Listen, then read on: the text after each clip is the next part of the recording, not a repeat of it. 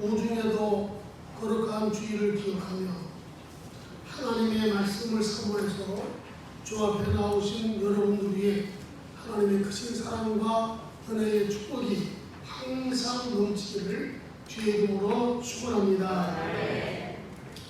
사람이 살아가는 데 있어서 가장 중요한 것은 자기의 마음을 지키고 또 자기의 마음을 다스릴 수 있는 성숙한 신앙을 갖는 것입니다.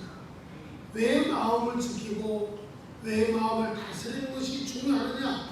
이것은 잠언 4장 23절 말씀에 이렇게 말씀하고 있어요.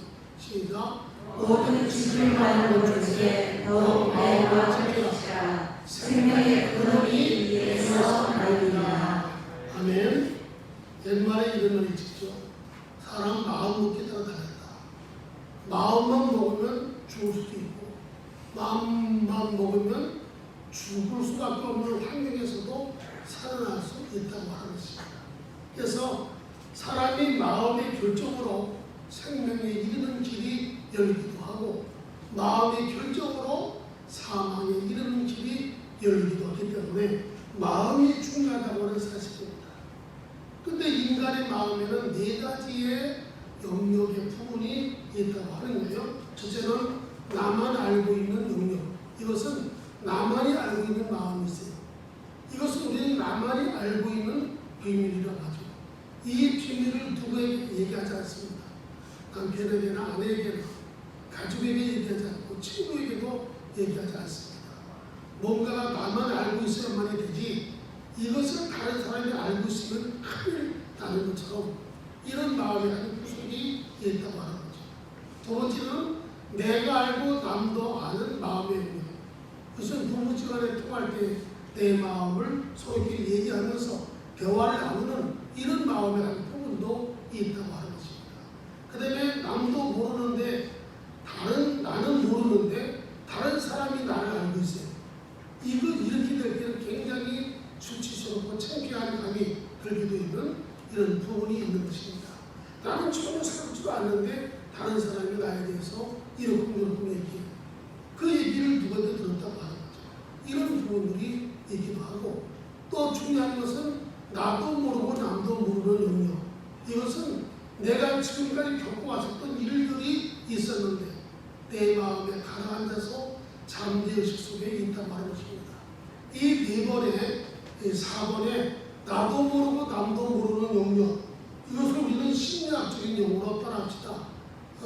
잠재의식. 잠재의식이라고 해요. 사람이 잠재의식 속에 있는 많은 생각들이 있습니다. 근데 이 잠재의식이 인간의 의식 가운데 약 70%를 차지한다고 하는 거죠. 이 잠재의식 속에는 아팠던 과거들, 좋았던 것들, 이런 것들이 있는데 이 잠재의식을 개발해야 됩니다. 아팠던 것은 마음의 상처와 쓴뿌리로 남아있기 때문에 이것은 치료받아야 돼요. 또 좋았던 것들은 이런 것들을 기회로 삼고 더 좋아져 나갈 수 있는 발전성 있는 가능성으로 가져나가야 된다고 하는 것입니다. 그래서 잠재의식 속에는 마음의 성격과 어떤 그 아픔을 만들어가는 쓴뿌리가 있는가 하면 잠재의식 속에는 인간의 창조적이고 좋은 이런 삶을 만들어 나가는 생각도 있다고 하는 것입니다. 그래서 이 시간에 우리의 잠재의식 속에서 때로는 우리 마음의 상처와 아픔을 연결고리로 만들어 나가고 있는 이런 잘못된 것들을 고쳐나가는 하나님의 축복의 시간이 되기를 주의 이름으로 축원합니다. 오늘 이 본문의 말씀은 하나님께서 이스라엘 민족을 택하셨어요.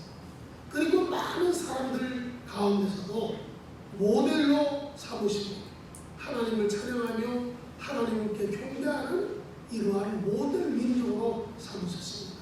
그리고 그들에게 이르시기를 너희가 많은 사람들 가운데 택함을 받았으니 하나님을 잘 경외할 때 내가 너에게 필요한 모든 것들을 다 아낌없이 공급해 주어서 세계 모든 민족 위에 뛰어난 민족으로 삼으리라고 말씀하셨습니다.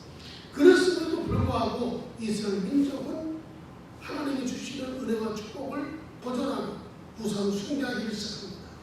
이럴 때 하나님은 그 민족을 바로 세우기 위해서 그들에게 아픈 상처를 주시고 전쟁이라고 하는 채찍을 들고 또는 그들이 포로로 붙들려가서 많은 포로 생활 속에서 고통과 어려움을 당하게 됩니다.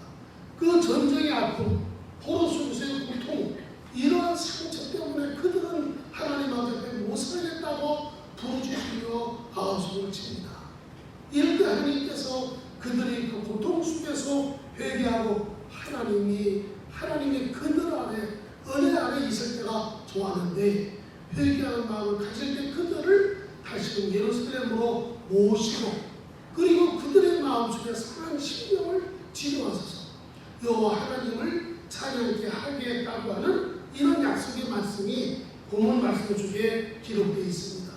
우리가 시편 147편 1절부터 7절 말씀을 읽었는데 이 말씀 중에서는 하나님께서 왜 사람을 만드셨고 하나님이 우주 만물을 어떻게 창조하러 주관해 갖고 계시는가 이런 것들을 우리에게 말씀하면서 하나님이 만드신 목적대로 피조물들이 바르게 존재하지 아니할 때 하나님은 반드시 그들을 심판하시고 회개하고 돌아오는 자들을 그들에게 사랑을 베푸셔서 회복시키실 것을 우리에게 말씀하고 있는 것입니다. 저는 이 시간에 이 본문 말씀 3절 말씀을 중심으로 해서 상심한 자들을 고치시며 그들의 상처를 싸매시는도다. 이 말씀을 중심으로 해서 상한 마음을 고쳐주셔서 이런 제목으로 말씀을 증가하며 은혜를 나누고자 합니다. 따라합시다. 주여 나의 상한 마음을 고쳐주소서. 여러분들의 인생의 삶을 살아오면서 많은 마음의 아픔과 상처가 있을 줄로 믿습니다. 이 시간 이 말씀을 통해서 여러분 자신의 마음을 상태를 살펴보고 무엇 때문에 있는가를 말씀을 통해서 진단하고 이 말씀의 검으로 여러분의 상한 심령을 치료받는 축복의 시간 되기를 주의 이름으로 축원합니다. 여러분 이 1절 말씀을 보면 우리가 믿는 하나님은 창조주가 되심을 우리가 알 수 있습니다. 1절과 4절, 5절 말씀을 보면 창조주, 그의 위대하시고 능력이 많으신 하나님의 지혜는 무궁하시다 이렇게 우리에게 소개하면서 하나님이 많은 피조물 가운데 사람을 만드신 분명한 목적이 무엇인가를 1절에서 말씀합니다. 자, 저는 1절 읽겠습니다. 시작. 할렐루야. 우리 하나님을 찬양하는 이에 승천하며 천수하는 이에 아름답고 마땅하도다. 여러분 하나님이 많은 이 땅의 민족 가운데 특별히 이스라엘 민족을 선택해서 하나님의 나라의 백성으로 삼으신 가장 큰 이유가 바로 하나님을 찬양하고 선하신 하나님을 찬양하고 이것이 그들에게 가장 아름다운 일이고 마땅한 일임을 그들에게 알려주기 위한 것입니다. 이것은 시편에만 말씀하는 것이 아니라 이사야 43장 21절에도 말씀합니다. 시작. 이 백성은 내가 나를 위하여 지었나니 나를 찬송하게 하려 함이니라. 이것은 바로 이스라엘 백성들을 향해서 이르신 말씀입니다. 이스라엘 백성들은 내가 하나님이 나를 위해서 지었다. 그래서 그들은 나를 위해서 찬송을 불러야 된다. 이런 말씀입니다.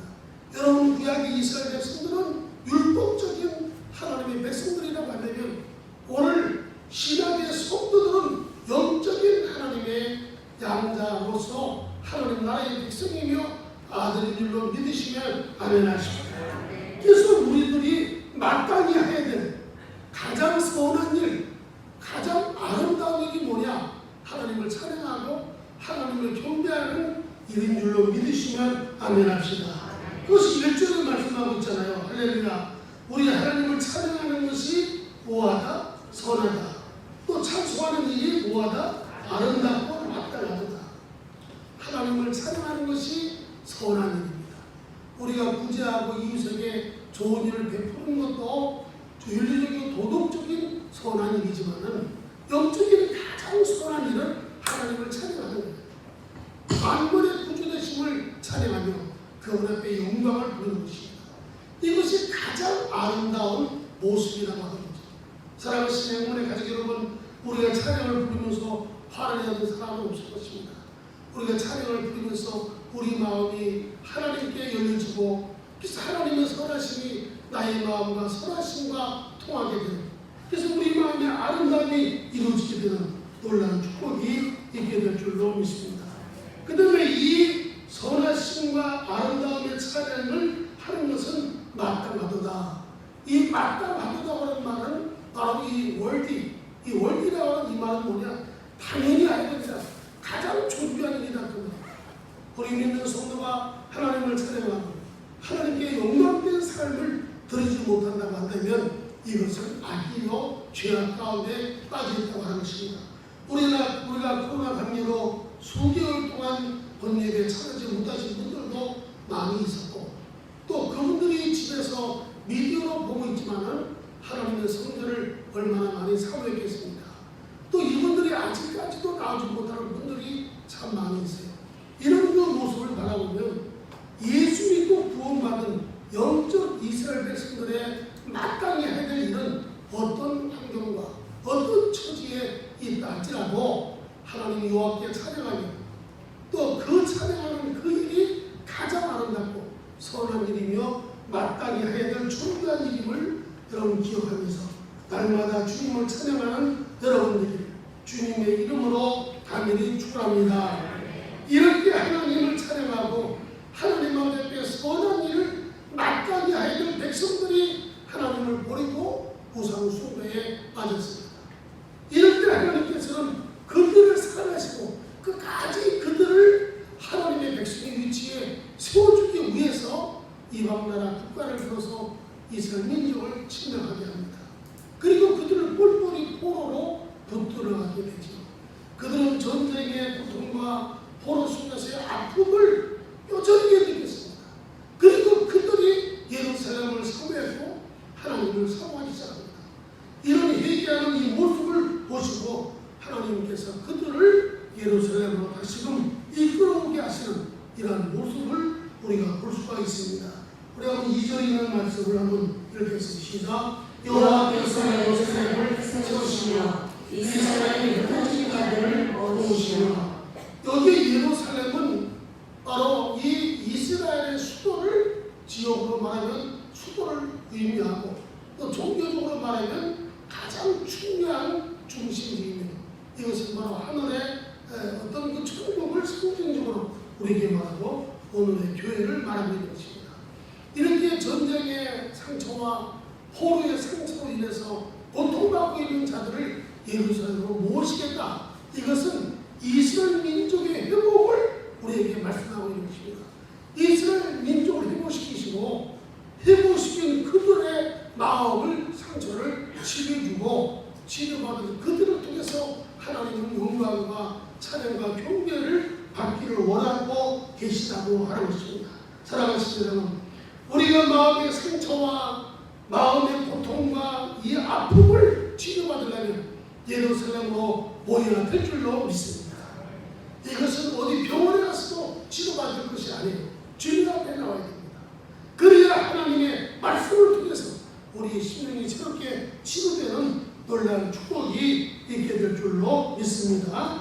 자, 시편 147편 6절 말씀을 한번 읽어보겠어요. 시작. 여호와께서 변호사는 자들을 붙드시고 남기는 땅에 엎드셨느니라.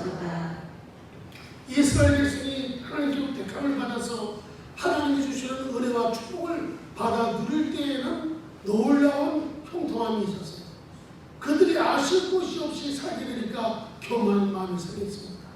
그리고 교만한 마음이 생기니까 우리도 이방 나라처럼 마음을 세워볼까 하는 이런 인간적인 교만함이 생기게 됐을 때 그들은 이방 나라의 문화를 받아들이면서 그들이 하나님을 멀리하고 우상 숭배를 하게 되죠. 이럴 때 하나님은 그들을 이방 나라의 뿔뿔이 흩으셔서 그들로 하여금 포로 생활을 하게 할 때에 비록 그들이 죄를 졌을 때는 악인이 그들을 포로로 붙들러 갔지만은 그 악인의 포로 속에서 그들이 통성이 끌어들여 회개할 때 하나님은 그들을 예루살렘으로 모시고 악인들을 땅에 엎드러지시며 모신 그들을 치유하시며 그들을 통해서 영광을 받게 하려 하시라고 하는 사실입니다. 그래서 7절 말씀 읽겠어요. 시작. 감사함으로 여호와께 노래하며 춤으로 하나님을 찬송하리로다. 악인들을 이방 사람들을 무너뜨리고 이제 회개하고 겸손하게 주 앞에 나온 자들을 통해서 하나님은 감사의 찬양을 받기를 원한다고 하는 것입니다. 사랑하시는 영혼의 가족 여러분, 지난 한 주간 동안의 삶을 살아오면서 때로는 우리의 마음의 상처와 어떤 아픔이 있었다고 한다면 오늘 예루살렘 성전으로 주님이 인도하셨으니 이 시간의 말씀과 은혜를 통해서 우리의 심령의 마음의 문을 열고 상처된 이 아픔을 주 앞에 토해내십시다. 그리고 치료받아서 하나님께 진정한 찬양, 삶제사, 기쁨의 제수를 드리는 여러분 되기를 주님의 이름으로 간절히 축복합니다. 사랑하시는 여러분, 우리가 이 세상을 살아가면서 누구나 마음의 상처를 얻게 됩니다. 이 상처를 모르는 사람들에게 얻는 상처는 바로 잊을 수가 있어요.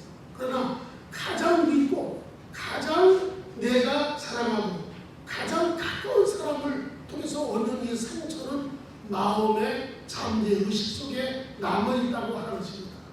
인간의 마음의 가장 심각한 문제는 잠재의식이라고 하는 거예요. 우리 마음속에 어떤 생각이 막 이렇게 잠겨져 있다가 어떤 계기가 될 때 이것이 튀어나와서 이런 것들로 문제를 일으키고 있는 이런 모습들을 우리가 볼 수가 있습니다.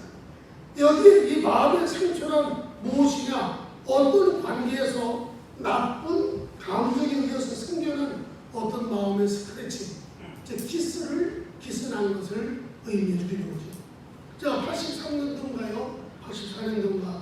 이때 통과학교에서 할 때인데 어떤 우리 교회 집사님이 목사님 국내 다니시고 교도소 선교하려면 봉고차 끌고 다니시겠어요? 제가 자가용 하나 사드릴게요.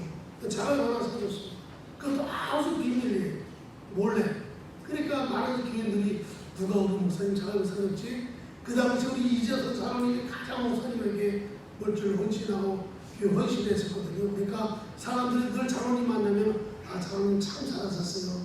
목사님 장로님 사주셨지요? 그래야보다 사주지도 않고 전 교인들에게 막 이렇게 칭찬받고 그러니까 목사님 나만 만나면 목사님 누가 사줬는지 나만 타가지고 얘기해 주세요. 제가 그 얘기를 안 해줬잖아요. 끝까지 지켰습니다. 새걸 사다가 임신원부를 다 갈고 아파트 앞에 이렇게 놓고 누가 짓을 했다가 이 포장까지 다 실어놨거든요. 아침에 일어나서 거기다가 개새끼 새못으로 이 본네트에다가 개새끼를 써놨어요. 아, 얼마나 마음이 아프지. 이거 사준 집사님 알으면 얼마나 마음이 아플까. 이래가지고 끌고 다시 시골에서 고쳤잖아요. 이렇게 이 어떤 인격도 없는 자동차에 스크래치를 하면 이렇게 마음이 아픕니다. 우리 인격을 가지고 있고 감정을 가지고 있는 인간의 마음에 이러한 상처가 있으면 얼마나 아프겠습니까? 오늘 많은 사람들이 스트레스를 받고 정신적인 질병, 육체적인 질병, 어떤 이런 모든 것들은 이런 마음의 상처로부터 시작이 된다고 하는 거죠. 성경에 보면 이런 마음의 상처가 가정에서부터, 신앙생활에서부터, 또는 부모로부터 여러 가지 상태로 나타나는 부분들이 많이 있어요. 우리 창세기 말씀에 보면 가인과 아벨 사이에 상처받은 것이 있습니다. 가인과 아벨이 하나님께 제사를 드립니다. 지금으로 말하면 예배를 드리는 거죠. 아벨의 제사는 하나님이 받으셨고 가인의 제사는 하나님이 안 받으셨어요. 그럴 때 가인의 마음속에 이 하나님이 나의 제사를 안 받으셨다고 하는 이러한 그 생각 때문에 마음의 상처가 됐고, 이런 마음의 상처는 이제 아벨에게 이제 퍼붓는 그런 모습이 나오죠. 결국은 이 마음의 상처가, 신앙의 잘못된 마음의 상처가 아벨을 죽이는 이러한 죽음의 고리로 나타나게 됐다고 하는 것입니다. 이 마음의 상처는 반드시 연결 고리로 계속해서 이어져 나가고 있다고 하는 것입니다. 즉 한마디로 아담이 죄악과 그리고 아담이 받은 그 죄에 대한 그 저주의 연결고리가 인간 대대 조상으로 계속해서 우리들까지 내려오고 있다고 하는 것입니다. 그래서 예수님은 이 땅에 오실 때 아담으로 내려왔던 이러한 죄악의 연결고리를 십자가상에서 끊으셨어요. 어떻게 끊으셨냐? 당신이 죽음으로. 그리고 예수 그리스도께서 모든 것을 부활하심으로 당신이 가지고 있는 생명 그리고 하늘나라의 영원한 기쁨과 평안과 소망, 축복을 우리에게 연결해 주었습니다. 그래서 육신의 아담은 인간의 죄악의 고리를 우리에게 연결해 주었지만 이 땅에 사람으로 오신 제2의 아담 예수 그리스도는 하늘나라의 영원한 생명, 영원한 부귀와 영화, 또 평안, 안식의 축복 이것을 믿는 자들에게 연결해 주시게 된 줄로 믿습니다. 그러나 우리가 이 세상을 살아가면서 아직까지도 육신이라고 하는 껍데기를 쓰고 우리 영혼이 살아가고 있기 때문에 육신이 받는 이러한 아담의 이 죄악의 연결의 고통이 아직까지도 많이 있음을 우리가 바라보면서 내 영혼이 강할 때 육신에 당하고 있는 이러한 연결의 고리를 끊으며 우리가 믿음 안에 승리해 나갈 수 있게 된다고 하는 사실입니다. 그래서 우리가 육신의 몸을 가지고 살아가는 동안은 이러한 죄와 고통의 악순환이 계속 이어지는 연결고리를 가지고 살아갈 수밖에 없다. 이것이 육신의 정욕이요, 이 세계의 자랑이요, 또 안목의 정욕 이런 것들이라고 하는 것입니다. 이런 것들을 끊기 위해서는 내 영혼이 잘 돼야 돼. 영혼이 잘 돼야 육신도 잘 되고 영육이 잘 돼야 여러분들의 삶에 형통한 축복이 일어나게 될 줄로 믿습니다. 그러면 이런 마음의 스크래치로 인해서 우리에게 나타나고 있는 장애가 세 가지 종류가 있습니다. 그러니까 육체적 장애, 육체적 장애의 가장 이 기본적인 것은 스트레스입니다. 이 스트레스는 어떤 사건을 한 번 만나서 하는 것이 아니에요. 이것이 잘못됐다고 인정되는데 똑같은 사건이 계속해서 이루어집니다. 스트레스를 받게 되는 거죠. 여러분 이런 스트레스를 계속 받다 보면 사람이 무기력하게 됩니다. 될 때면 되라고 이렇게 포기적인 삶을 살아가요. 이것이 오늘 현대인들에게 있어서 가장 많이 받고 있는 육체적인 장애라고 하는 것입니다. 많은 사람들이 삶에 의욕이 없어집니다. 어떤 삶의 의미를 찾지 못합니다. 이것은 스트레스가 계속해서 쌓여있기 때문이라고 하는 거죠. 이런 것들은 어디서 많이 받습니까? 가정에서 받아요. 일상적인 삶이 딱 정리가 돼서 살아가야 되는데 늘 집에만 들어가면 스트레스 받는 거야. 그러면 집에 들어오기 싫어요. 그래서 남편들도 직장에서 끝나서 일찍 집에 안 들어오는 이유가 집에 오면 스트레스 쌓이니까. 또 이 자식들도 집에 학교에서 끝나서 집에 안 들어오는 것은 집에 오면 스트레스가 쌓이니까. 근데 이 스트레스는 대부분 가장 가까운 자기의 생활의 영역 속에서 받고 있는 일들이라고 하는 사실입니다. 우리는 가정에 들어오면 평안함이 있어야 돼요. 가정에 들어오면 기쁨이 있어야 돼요. 가정에 들어와서 참 편하다. 사회와 직장과 일터에서 편함을 누릴 수 있는 것이 가정이 돼야 됩니다. 여러분들이 가장 일상적인 모습에서 받고 있는 스트레스는 가정이라고 하는 것. 이거 육체적인 장애를 가정으로 첫 번째 하나의 장애적인 문제라고 하는 것입니다. 두 번째로 인격적인 장애가 있어요. 인격적인 장애는 정서적인 불안입니다. 정서적인 불안. 이것은 무엇 같은가 하면 쉽게 얘기해드리면 우리 집에 사랑이라는 강아지 한 마리 키웁니다. 아주 예뻐요. 내가 사람들에게 안 보여줍니다. 또 어떻게 그만큼. 우리 그 손녀 둘째 손녀가 강아지를 좋아하는데 와서 이렇게 안아줬어요. 안아줬는데 뭔가 기분 나빴는가 강아지가 첫날 딱 손가락을 물었습니다. 그 다음부터는 할아버지 강아지 보러 가야죠. 가자라고. 강아지는 보러 가긴 좋은데 강아지만 보면 무서워요. 정서적인 불안이 가는 거예요. 좋아서 첫 번째 안았을 때 물었던 그 생각이 강아지만 안으려고 하면 혹시 물으면 어떻게 할까? 정서적인 불안.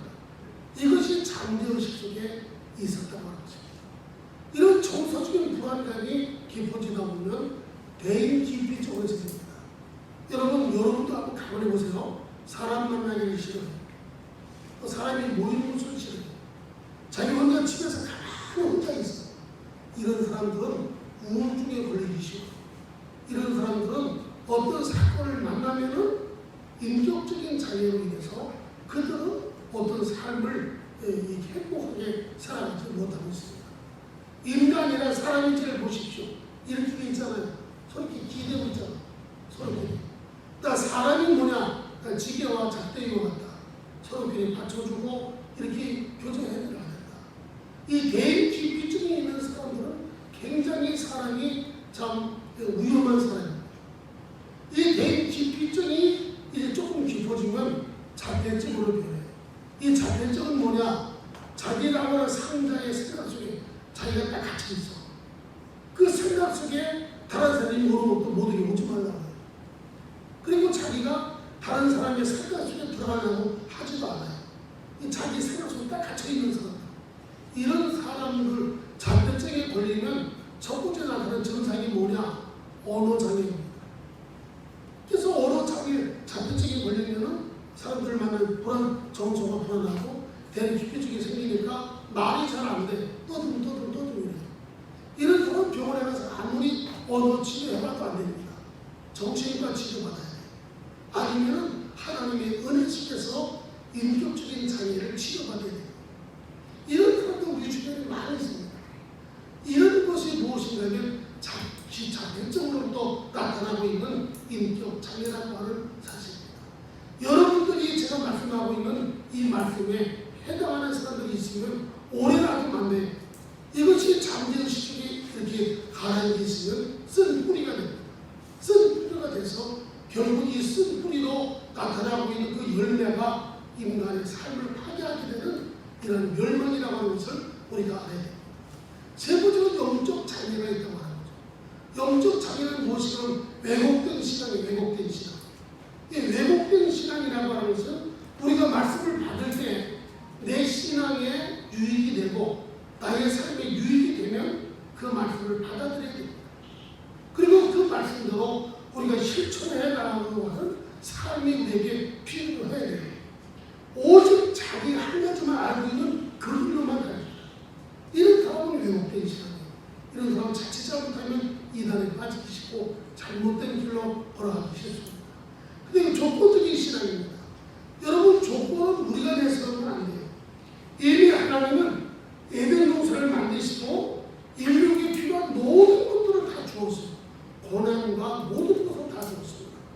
모든 것을 다스리고 지배하고 정복하라. 그리고 땅 위에 있는 것, 나무에 열리는 것, 또 땅 위에 있는 모든 채소, 또 이 동물들, 바닷속에 있는 생물들까지도 너희들의 먹거리가 되리라. 이런 축복을 주었습니다.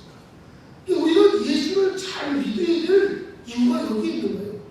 하나님은 우리에게 필요한 모든 것들을 주었습니다. 그러면서 하나님이 조건을 내세웠어요. 십계명을 다 주시면서 이것은 너와 나의 계약이다. 이것을 지키면 내가 너희들 하나님이 돼서 너에게 약속한 모든 것들을 다 주겠지만 너희가 이것을 불순종하면 내가 너에게 준 것까지라도 빼앗고 너희는 멸망하게 되리라.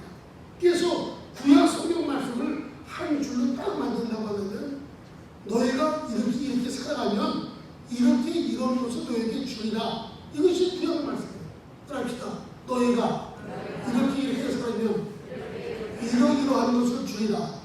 모든 말씀이 그렇게 되어 있어요. 그게 우리에게 삶이 중요한 것입니다. 근데 오늘 많은 사람들은 조건적인 신앙을 가지고 살아가요. 한 가지 신뢰하고 여러분이 어떤 문제가 생겼습니다. 그래서 기도하면 하나님, 내가 이 문제로 3일 동안 금식할 테니까 하나님 응답해 주세요.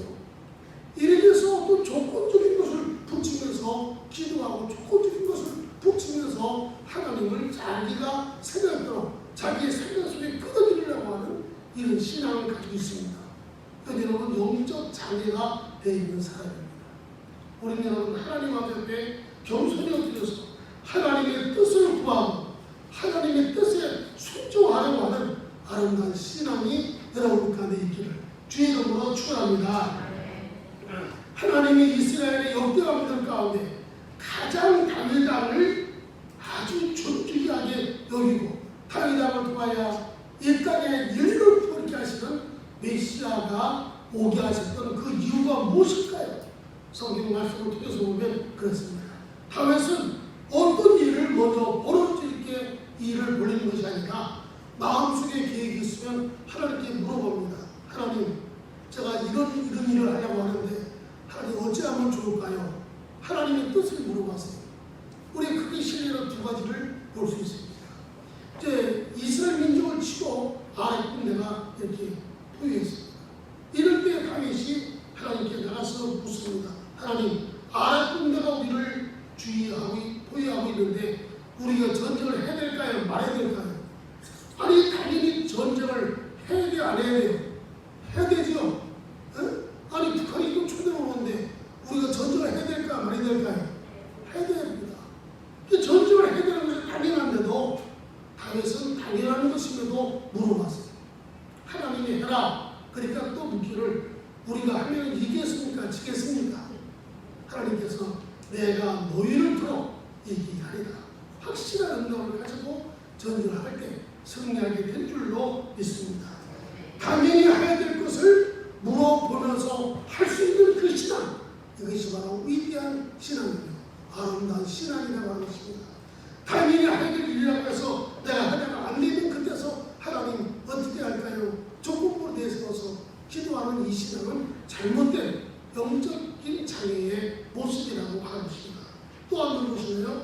여러분, 이 다윗이 이제 왕궁을 짓고 자기 왕궁을 다윗성을 짓고 다윗 왕궁을 짓고 왕궁에서 있는데 너무나 행복한 거예요.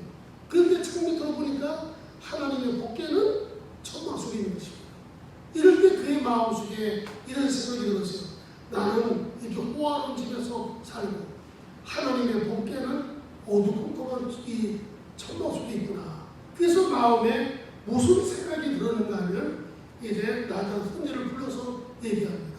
내가 하나님을 위해서 하나님의 성막, 복계를 모실 수 있는 성막을 지으려고 하는데 어쩌면 좋겠는가. 그러니까 나단이 하나님께 내가 신탁을 의뢰하면서 기도합니다. 이럴 때 하나님께서 선지자에게 이르신 말씀이 너의 생각은 참 좋지만은 내 시대에는 성전을 짓지 못하리라. 그 이유는 내가 40년 동안 왕국에 있으면서 많은 손에 피를 흘렸느니라. 그러면서 내 생각을 너의 시대에 이루지 못했지만은 내 아들들 시대에 이루게 하리라. 그래서 이 다윗은 내가 성전을 짓지 못하더라도 아들이 성전을 잘 짓게 하기 위해서 평생 동안 모았던 그 재물들을 가지고 솔로몬은 성전을 짓고도 남음이 있는 놀라운 축복이 있게 되었던 이 모습을 우리가 볼 수가 있었다는 사실이죠. 사랑하는 성도님의 가족 여러분, 우리가 이 세상을 살아가면서 가장 중요한 것은 하나님의 뜻을 구하며 그 뜻대로 살기 위해서 기도하는 여러분들을 주님의 이름으로 간절히 축원합니다. 이런 마음에 어떤 그 영적인 장애, 어떤 이 잠재의식 속에 있는 마음의 상처는 연결 고리가 돼서 계속해서 이어져 가고 있다고 하는 사실을 바라보면서 오늘 이 시간에 이 말씀을 듣는 여러분들에게 마음의 깊은 상처와 아픔의 쓴뿌리들을 성령의 불로 태우고 말씀으로 수습해서 치료받는 축복의 시간 되기를 주님의 이름으로 간절히 축원합니다. 이런 그 어떤 상처들이 우리에게 나타나고 있는 어떠한 이 모습이 있어요. 마음에 변형된 형태가 있다고 하는 것입니다. 이 마음이 변형된 마음들이 있어요. 사람들 보면 그러죠. 처음에는 이렇게 참 순수하고 아주 깨끗한 마음들이 이 인생을 오래 살다 보면 마음이 많이 변해 있는 이런 모습을 바라보게 됩니다. 제가 우리 사명을 이렇게 요즘에 이렇게 잘 때나 놓고 볼 때는 마음이 아플 때가 많아요. 참 저에게 시점 볼 때는 정말로 천사표처럼 마음이 순수하고 깨끗하고 아주 순진하고 아주 맑거든요. 안 믿어지는 거예요. 근데 요즘에 이렇게 보면은 40년 동안에 많은 사람과의 만남을 통해서 그 사람들의 아픈 얘기를 들어보고 또 그 사람들의 아픈 것을 부둥이 안고 밤새도록 교회 와서 철야하며 기도하며 이 하는 그 모습 속에 어느덧 마음이 스크래치가 많이 났어. 그래서 자기 마음이 아픈 것 때문에 울기보다는 다른 사람의 마음이 아픈 것 때문에 울 때가 더 있는, 그렇게 하고 나서 집에 와서 잠자는 이 모습을 바라보면 인간이기 때문에 마음이 얼굴 어두워지고 이런 그 모습을 우리가 볼 수 있습니다. 그래서 여러분, 이 마음의 상처는 주님이 치료하고 하나님이 역사에서 고쳐주어도 얼굴에 주름진과 어두운 부분들은 그대로 남고 있다고 하는 이런 모습을 바라보면서 이 마음의 상처로 변형되어 가고 있는 우리들의 상태가 두 가지가 있습니다. 따라합시다. 열등감에 사로잡혀 있다. 열등감에 사로잡혀 있습니다. 많은 상처를 입다 보면 열등감에 사로잡혀 있습니다. 우리가 가인과 아벨의 모습을 보십시오. 가인과 아벨의 예배 드렸을 때에 아벨의 예배는 하나님이 받으셨고 가인의 예배는 안 받으셨습니다. 이 가인의 마음속에 열등감에 사로잡혀 있었습니다. 이 아벨의 예배는 받으시고 내 예배는 왜 안 받으셨는가?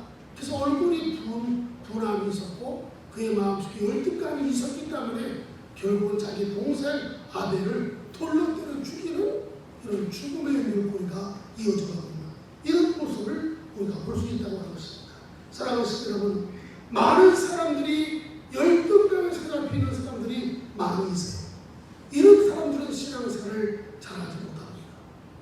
얼마 전에도 우리 교회 극동방송에 전화해보니까 자기가 이 지역에 사니까 그래도 그 지역에서는 그래도 양동 비전교회가 가장 건전하고 열등한 좋은 교회니까 그 교회가 우리 교회 왔었잖아요.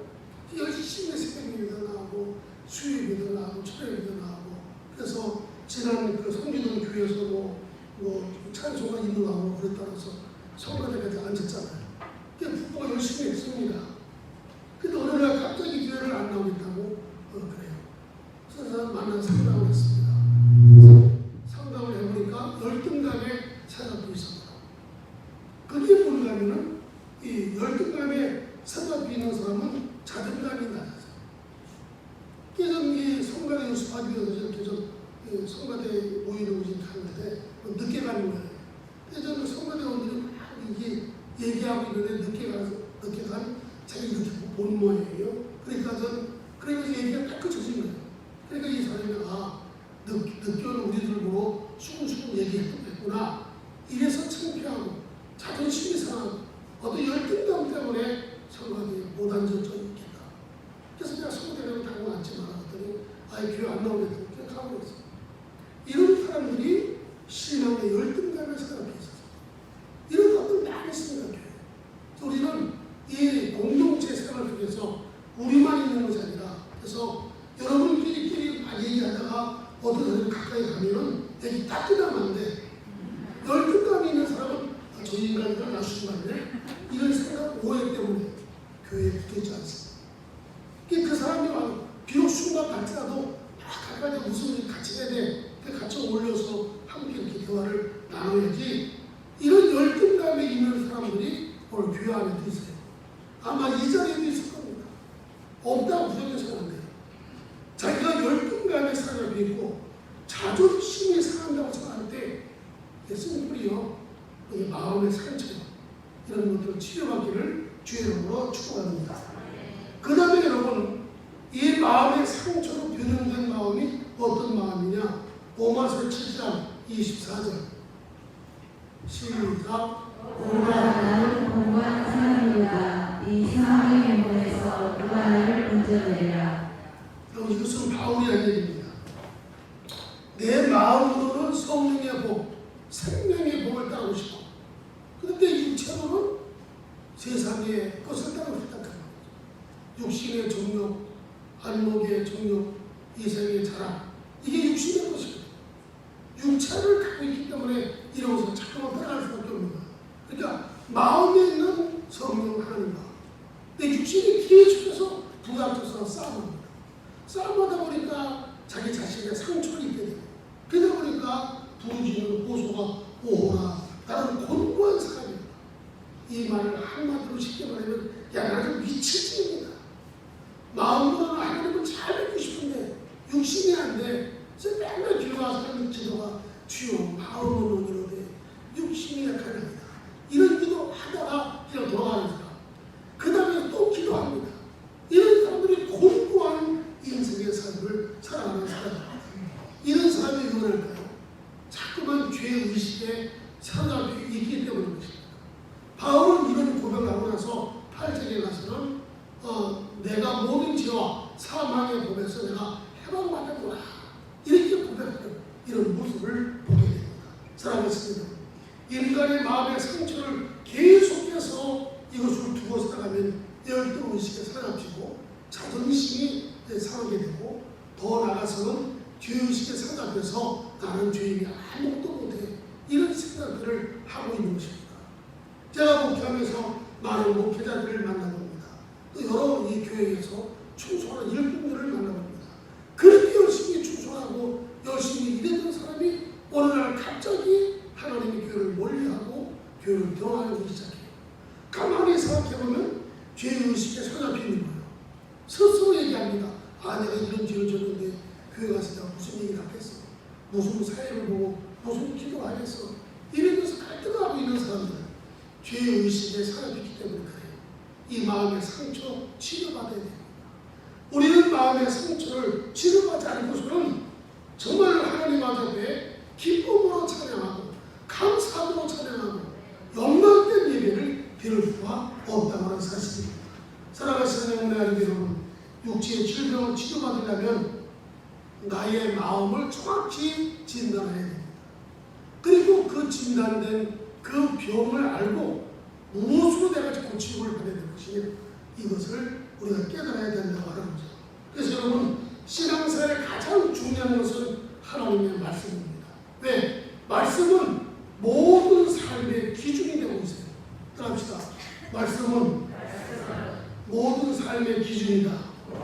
시편 119편 105절에 있는 말씀을 한번 읽어보겠습니다. 시작. 주의 말씀은 내 발의 등이요 내 길입니다. 이것은 바로 다윗 왕이 고백한 것입니다. 다윗 왕이 하나님 앞에 가장 의롭고 정직한 왕이 돼서 다윗 왕의 후손을 통해 이 땅에 인류를 구원케 하시는 메시아가 오실 수 있는 이러한 놀라운 축복의 조상이 되었던 것은 다윗은 하나님의 말씀을 끝까지 붙들고 있었기 때문이에요. 그래서 다윗이 가는 곳에는 말씀의 등이 있었습니다. 그것이 그 앞에 빛이 되었습니다. 사랑하시는 여러분, 죄악 가운데서 평화하고 죄악 가운데 허덕이지 말고 말씀 붙들고 그 말씀이 내 앞길에 등이요 빛임을 반드시 깨닫고 나가는 여러분 되기를 주의 이름으로 축원합니다. 저는 이 하나님의 말씀은 이 천국 가는 내비게이션과 같다. 나는 그렇게 한 번 더 얘기하고 싶어요. 요즘에 자동차 운전하는 사람들은 어디 가자고 잘 못 갑니다. 내비게이션을 찍으면 그 가는 대로 인도하는 대로 가면 정확한 그 집 앞에 딱 신나게 그 집 앞에 이렇게 해주죠. 이런 모습처럼 말씀은 일정 일에게 변화도 없어요. 내비게이션은 1년에 한 번씩 업그레이드 해야 되지만 말씀은 업그레이드 할 필요 없어. 왜? 이것은 주님이 오시는 그날까지 일정 일에라도 변함이 없는 진리이기 때문에 그러므로 늘 말씀을 상가하며 살아나가는 여러분들을 주의 이름으로 축복합니다. 그래서 이 말씀을 보면 아, 내 길이 잘못된 길로 가고 있구나. 내가 지금 엉뚱한 길로 가고 있구나. 이것을 알아서 바르게 갈 수 있다고 하는 거죠. 두 번째로 말씀은 우리의 사랑 심령을 수술하는 검을 갖다고 했습니다. 히브리 4장 12절 시작. 하나님의 말씀은 살아있고 활력이 있어 자유의 날선 어떤 몸보다도 예리하여 공과 영광이 관절과 국수를 찔러 부딪히지 않으며 또 마음의 생각과 뜻을 심판하느니. 하나님의 말씀은 죽이는 말씀이 아니고 살아있는 생명의 말씀이에요. 이것도 한 달 권한이라 좌우의 날선 검입니다. 예리해서 인간의 생각과 연과 이 뼈와 골수까지 쪼개요. 우리의 마음의 생각, 뜻을 다 판단하고 이해한다고 하는 것입니다. 그러므로 말씀을 도구로 받아들일 때 우리의 심령이 새롭게 고침받게 되는 놀라운 그래서 우리는 하나님의 말씀을 들을 때나 읽을 때마다 그 말씀을 통해서 내가 어떤 존재인가, 내가 지금 어떤 상태에 있는가, 내가 지금 어떤 길을 걸어가고 있는가, 다시 나 자신의 모습을 판단하고 말씀의 잣대에 비춰서 여러분들이 고침받고 새롭게 되어져 나가는 아름다운 sinh命이 되기를 주님의 이름으로 축복합니다. 그래서 말씀은 우리의 병을, 영과 육과 모든 병을 치료하는 수술하는 검이요, 우리의 모든 병을 치료하는 명령이다. 어떤 약보다도 신약과 구약을 많이 잡수시기를 주의 이름으로 축원합니다. 그래서 우리가 영육이 치료받아 하나님 앞에 예배를 드려도 기쁨으로 드릴 수 있는 여러분들을 주의 이름으로 축원합니다. 일주일 동안 마귀에게 은혜 터져가지고 중상이 돼가지고 와서 내가 아이고 아버지 죽었습니다 이렇게 숨기지 말고 돌아올 때 기쁨으로 와서 하나님께 영광을 돌리는 복 있는 자가 될 줄로 믿습니다. 우리 한번 기도하시죠.